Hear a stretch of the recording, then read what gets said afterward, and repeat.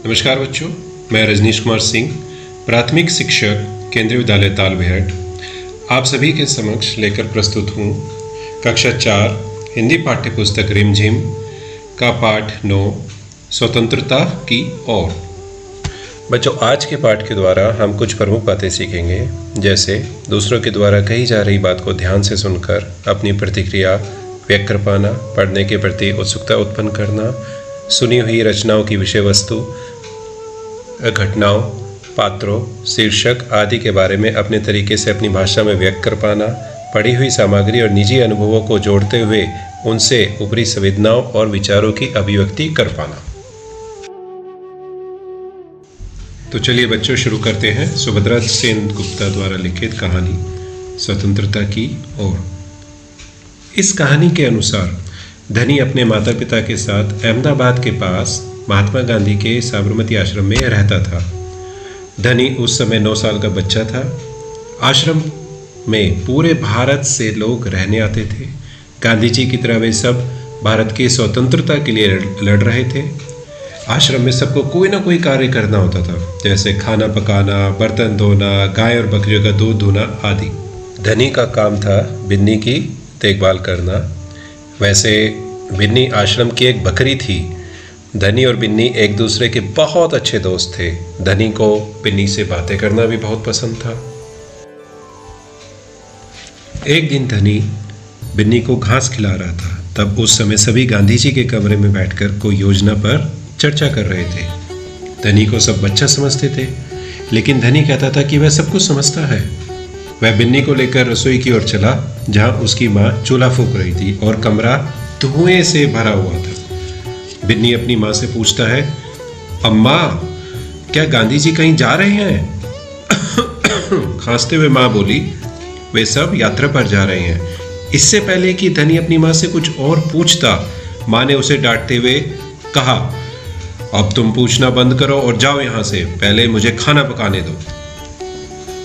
इसके बाद धनी सब्जी की क्यारियों की तरफ निकल गया और सीधा बिंदा चाचा के पास पहुंच गया, जो खेत में आलू खोद रहे थे। धनी के पूछने पर बिंदा चाचा ने उसे बताया कि गांधी जी और उनके कुछ साथी गुजरात में पैदल चलते हुए डांडी नाम की जगह पर समुद्र के पास पहुंचेंगे और वहां नमक बनाएंगे। नमक का नाम सुनते ही धनी ने आश्चर्यचकित होकर पूछा, अरे नमक क्यों बनाएंगे?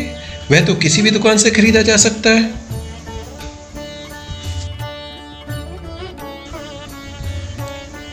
धनी ने फिर से बिंदा चाचा से पूछा कि गांधी जी नमक को लेकर विरोध क्यों कर रहे हैं?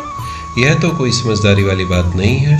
इस पर बिंदा चाचा ने धनी को समझाया, प्यारे धनी, सभी भारतीयों को, चाहे वह गरीब से गरीब ही क्यों ना हो, उसे भी नमक पर कर देना पड़ रहा है। ऊपर से ब्रिटिश सरकार की ओर से भारतीय लोगों को नमक बनाने की मनाही भी है। महात्मा जी ने ब्रिटिश सरकार को कर हटाने को कहा, पर उन्होंने यह बात ठुकरा दी। इसलिए उन्होंने निश्चय किया है कि वे डांडी चलकर जाएंगे और समुद्र के पानी से नमक बनाएंगे। धनी कुछ सोचकर बोला, गांधी जी इतना पैदल चलेंगे तो थक नहीं जाएंगे? उन्हें बस या ट्रेन से जाना चाहिए। तब बिंदा चाचा ने धनी को समझाते हुए बोला, यदि वह इस लंबी यात्रा में डांडी तक पैदल जाएंगे तो यह खबर जंगल में आग की तरह फैलेगी। अखबारों में फोटो छपेंगी, रेडियो पर रिपोर्ट जाएंगी, पूरी दुनिया के लोगों को यह समझ में आएगा और जान पाएंगे कि हम अपनी स्वतंत्रता के लिए लड़ रहे हैं। ब्रिटिश सरकार के लिए यह बड़े शर्म की बात होगी। इतना सुनते ही धनी कहने लगा कि तब तो गांधी जी बड़े अक्लमंद हैं। फिर धनी ने भी निश्चय किया कि वह भी डांडी यात्रा में जाएगा। तत्पश्चात वह सीधा अपने पिता के पास पहुंचा और अपना निर्णय उन्हें सुना दिया। पिताजी के लाख समझाने के बाद भी वह अपने निर्णय पर डटा रहा। धनी के पिताजी ने चरखा रोककर उसे समझाया कि सिर्फ वे लोग जाएंगे जिन्हें महात्मा जी ने खुद चुना है। इस पर धनी बोला कि ठीक है, मैं उन्हीं के पास जाऊंगा और बात करूंगा, वे जरूर हाँ कहेंगे। गांधी जी बड़े व्यस्त रहते थे। उन्हें अकेले पकड़ पाना आसान नहीं था, पर धनी को वह समय पता था जब उन्हें बात सुनने का समय होगा। हर दिन सुबह वे आश्रम में पैदल घूमते थे।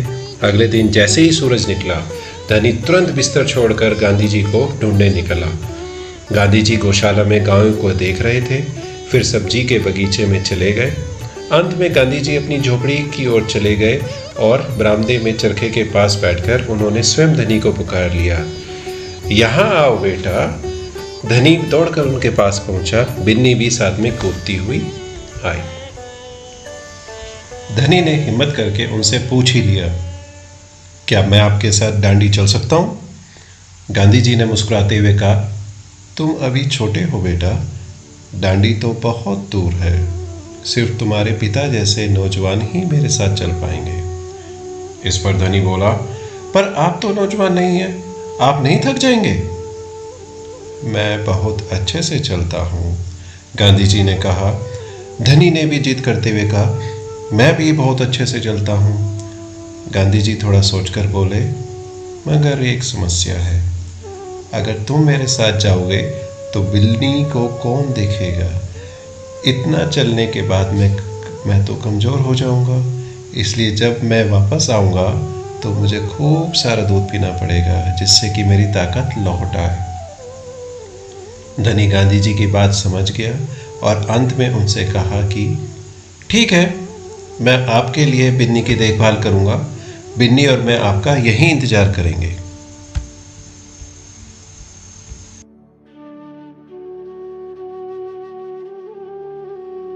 बच्चों, मैं आशा करता हूं कि आपने यह पाठ बहुत अच्छे से देखा और समझा होगा।